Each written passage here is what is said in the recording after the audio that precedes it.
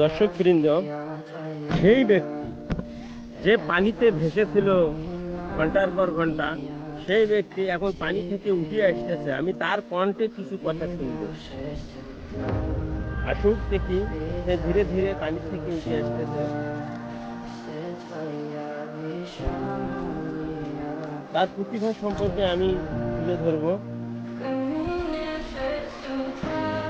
Hello ভাই, আপনি যে পানিতে এতক্ষণ ধরে দাঁড়িয়েছিলেন, হাঁটিয়েছিলেন, তাতে কি আপনার কোনো কষ্ট হয়নি? কখনোই নাই। যেখানে প্রেম থাকে সেখানে কষ্ট থাকে না। প্রেমের মধ্যে সমস্ত দুঃখ নষ্ট হয়ে যে সুখ সুখে পরিণত হয়। প্রেম এমন একটা জিনিস।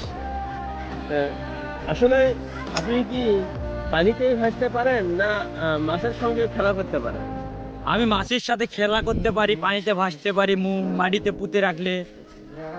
পুঁতে রাখলে কোনো সমস্যা হয় না। মাটির নিচেও আমি থাকতে পারি। আমি প্রেম করি মাটির সঙ্গে, মাছের সমস্ত সৃষ্টিগুলো, সমস্ত কিছুর সঙ্গে প্রেম করি। এই জন্য আমাকে ওরা মারে না, আমিও ওদেরকে মারি না। আমি ওদেরকে কষ্ট দেই না, ওরা আমাকে কষ্ট দেয় না। যাক দর্শক বৃন্দ, আমি তার মুখ দিয়ে কিছু কথা শুনলাম। এখানে কিছু দর্শক আছে, তার কাছ থেকে কিছু শুনতে চাই। হ্যালো ভাই, আপনি এখানে কি করতেছেন? আমি এখানে বসে ফোন দেখতেছি, ভিডিও দেখতেছি। ভিডিও দেখতেছো? আর এখানে কি দেখতেছো? এখানে দেখলাম পানির মধ্যে ভাষা দেখলাম, মাছের সাথে খেলা করতেছে সেটা দেখলাম। আচ্ছা, এই ব্যক্তি কি এরকম প্রতিনিয়ত ভাসে? হ্যাঁ, ঘন্টার পর ঘন্টা উনি ভাসি থাকতে পারে। আলহামদুলিল্লাহ। দর্শকবৃন্দ, ঘটনাটা আসলেই সত্য।